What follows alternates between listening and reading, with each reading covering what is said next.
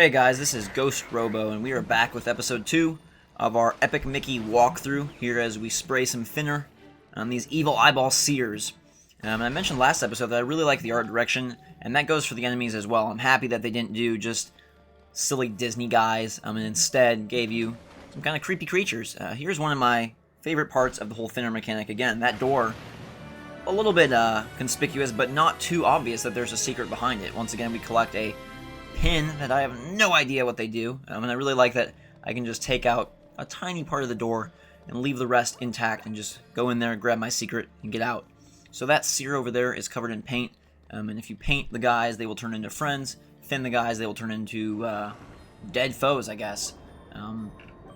There's a lot of reminders from Gus, who's sort of your guide, at least early on, letting you know, oh, use paint for this, use thinner for this. And it gets kind of incessant after a while when you hear shake the Wiimote to spin 20 times, and as you're going to see in this video, he really does say it about 20 times. Now, these little sprites that you see up ahead are called Guardians.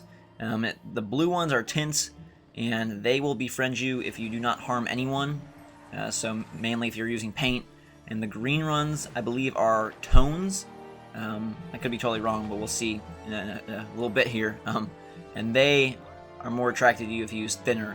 And when they're out in the environment like that, I'm not sure what effect that they have just yet, but I do know that that meter below your health bar, when you fill that up by using X amount of thinner, X amount of paint, they do come surround you, and you can use them to find the way. So far it's been quite linear, so I'm not sure that you need to use them as a guide, but you can also send them at enemies, and they'll take care of the villainous eyeballs or whatever else you're up against for you.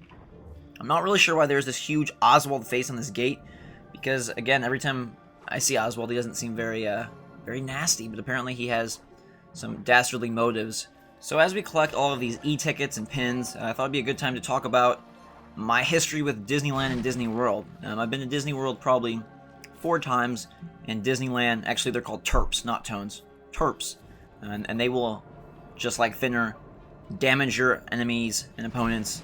And again, I'm not sure what they do when they're out in the environment, except float around and get in your way. But back to Disneyland and Disney World. Yeah, Disney World 4 times, Disneyland probably 3 or 4. If you're going to go to one, you got to go to Disney World. I feel like people who live in California, which I used to live there, and say, oh, Disneyland is so great, but they've never been to Disney World, they don't know the half of it. Because Disney World is so much better than Disneyland. You're in a whole world. I mean, the name is really accurate because you're staying in a hotel, usually a themed hotel, that are fantastic. My favorite that I've stayed at actually most recently was the Animal Kingdom Lodge. That one's pretty awesome. And with the multiple parks, you really just kind of get encapsulated and feel in this crazy, alternate world, alternate dimension where everything's happy and crazy and overpriced, especially the water bottles. But it's super great. Disneyland kind of just feels like another theme park to me. Doesn't feel... I mean, it's still fun. It still has that magical... some Disney magic. I just don't feel like it has anywhere near as much as Disney World. So if you've been to Disneyland and haven't been to Disney World, you're kind of cheating yourself out of something fantastic. Here is a projector screen, and I like that they display it as an old Mickey cartoon. I thought we'd maybe get a clip or something, but instead we go straight to a cutscene here. Again, with this very weird, almost, not pixelated, but it's almost as if there's graphical glitching because the colors are so, smudged together. I kind of like it, though. I don't like that there's no talking. Mickey Mouse, please talk. This is our first side-scrolling segment in the game, and these are kind of the transition points between levels or worlds. And it's a little bit weird because the depth of the level makes it seem like Mickey could walk back. If you notice, he's at the very front edge, barely standing on some of these objects, but you in fact cannot go forward and back at all. You can only go left or right. And again, there's tickets to collect, and basically just moving from one level to the next. And as we do, let's talk about pins, because every time I've been to Disney World, at least within the last 7-8 years, pins are like this huge craze where everybody is buying and trading, and all the employees have a lanyard full of pins. And when you're there, I mean, they do a great job of sucking you into this because there's people giving away free pins. There's pins huts everywhere. There's every single kind of pin, pins that light up, pins that move, pins that are ugly, pins that are pretty. And they do a great job of convincing you to buy lots of these pins. And then while you're there, you feel really great. You've got this lanyard full of pins. You're trading with other people, trading with employees. And then you get on the plane to go back home, and you look down and have this lanyard full of metal pieces. And you're like, what the heck am I going to ever do with these again? And so that's why if I ever go to Disney World again, I'm never going to buy any more pins, because they do nothing for you when you're not there. But it's just another reason why Disney World is so fantastic. Again, you can go anywhere within the Disney World parks and find people trading pins, and it's something else that adds to that whole immersion, almost like a great video game. You get there, and they do everything they can to sink their teeth into you and make sure they don't let go until you've spent all your money and are ready to go home. Here is an instance where you can actually go one of two ways. He asks me to paint these gears to fix them for him, and says, be careful, don't break it. Now, I decided to be a little bit mischievous here as Mr. Mickey Mouse, so we're going to go and break the gear. I have no idea how different it is if I would have painted the gears, but as you can see, that's where I would need to paint between those two gears, and it doesn't affect anything anywhere else. So the options are painting and thinning. It's pretty predefined, but I think they do a nice job of hiding those predefined spots, as you saw earlier with that hidden door. So screw it, we're going to go and break this gear and make the little goblin guy angry. I assume that the door would have opened just the same way had I painted in the gears, so I'm not sure what the difference is. And again, with no morality meter, I don't know how much this is going to impact the end game. I know there's very binary choices, like if you don't save a gremlin, they won't be able to help you later on. But in this specific instance, no idea how it's impacting anything. But it's fun while you're playing. I definitely thought, okay, what should I do here? And enjoyed making that choice. So if it services enjoyable gameplay, I'm all about it. We're about to go through some cogs and steam and practice our paint thinning, or actually painting skills a little bit more to access this treasure chest over here with more e-tickets that I don't really know what they're used for. But we've got 103. That seems like a good number. And now we're chasing after a, what almost looks like a paint evil deformed Mickey Mouse. I'm sure that it's not, but it kind of looks like that from afar. And again, the painting and thinning is really cool. I think they nailed that mechanic. It adds just enough to the overall platforming to make it feel like something a little bit unique. And again, here it does look pretty good, but I promise not to say anything about the graphics, how they really look on your TV, so we will just be quiet about that one. But we're kind of in Cog World here, I guess, as we're about to enter more of the mainland Disney theme park, and that's something that I'm very excited about, to see which rides they have rendered in the broken down, wrecked wasteland look. My favorite Disney World rides, let's count them off. Top 5 probably. Gotta say, number 5, Big Thunder Mountain at Magic Kingdom in Disney World. It's a very simple ride, but I like it. I have fun with it. Number 4, It's a Small World. Sounds kind of lame, but I think that ride nails it, and you walk out of there either feeling incredibly annoyed, incredibly frustrated, or incredibly happy, and that's a risk I'm willing to take. So that's number 4.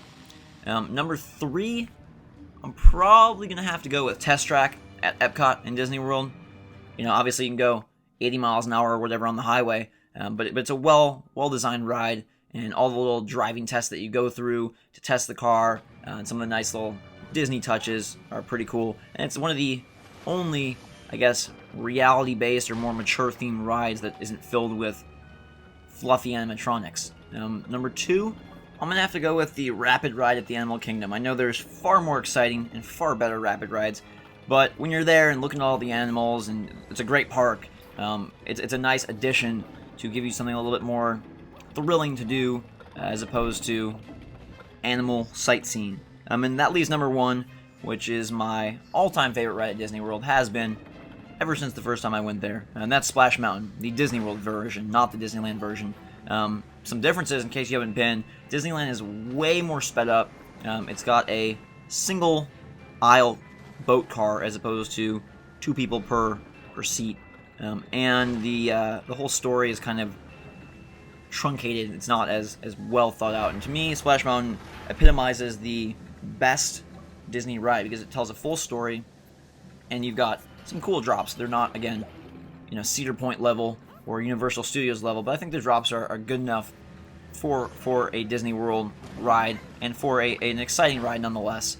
And I love the story that's telling with Briar Rabbit and Briar Fox, and the way you're going through, and the way they integrate the drops into the story, with where you drop into the laughing place on the second to last drop there. So that is my top 5 Disney World, Disneyland rides of all time.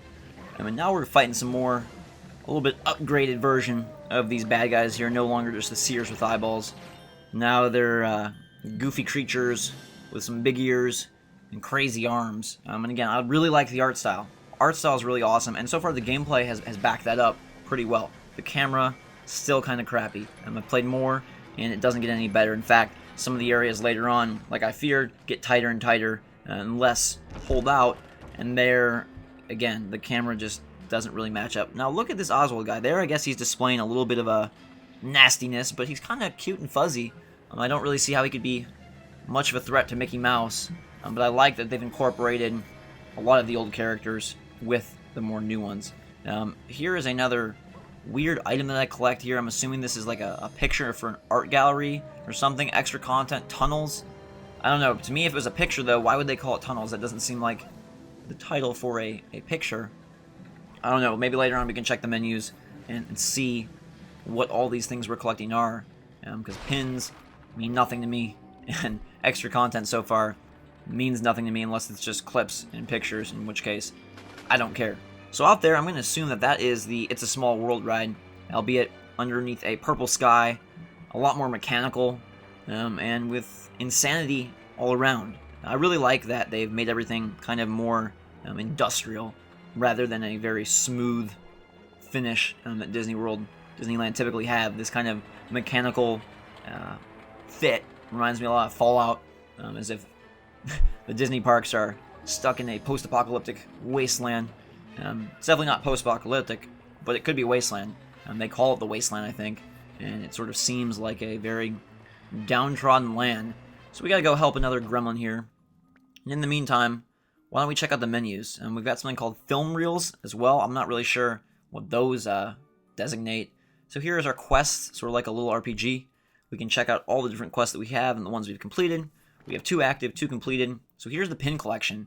And you can't click on any of them, even the ones that you found. I don't know, is it just going to be an item in the list? That's kind of frustrating. If that's the case, I don't really want to go secret hunting. If all I'm going to get is a little check mark in a list, I hope they're used for something later.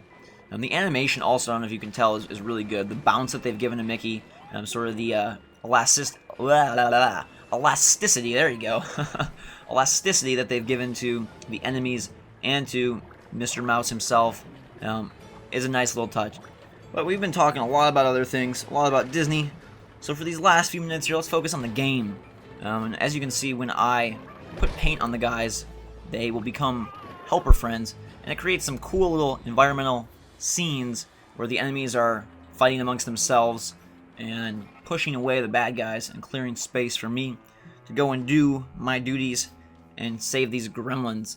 I'm interested to see if there's going to be huge defined worlds like the Gremlin Land that's full of these gremlin guys, and then I'm going to move somewhere else, or if gremlins are kind of the NPC of choice throughout the entire game. I don't know anything about the structure of Epic Mickey. I don't know if eventually we're going to get to a hub world. I believe that's what was shown at E3, where there was some sort of hub, but I'm not sure if there's multiple hubs or just one hub or how that all works. So here is more description of the Guardians and how that system works. And like we touched on earlier, again, these drawings are really cool, really cute, and I like the simplified version of the bad guys there. They're pretty awesome looking. They're not very afraid of one Guardian, but if we flick the Wiimote and the nunchuck together, we can throw all the Guardians at them. I've yet to use a Guardian, again, because the enemies are pretty cinchy, but it's a cool addition nonetheless in case we ever do get stuck. I'm hoping maybe they'll show us secrets sometimes as opposed to just, here is the straight path down the linear hallway, because that would be kind of useless. But yeah, I'm really excited to see the structure of how this works. I know those transition segments are between the levels, but is there a hub world, or how is that all going to work? Hopefully we'll find that out in the coming episodes. You can definitely look forward to episode 3 very soon. But thank you very much for watching. Greatly appreciate it. Check out my channel for lots of other cool content. We'll have a Dead Nation review later tonight. But until next time, we will see you later.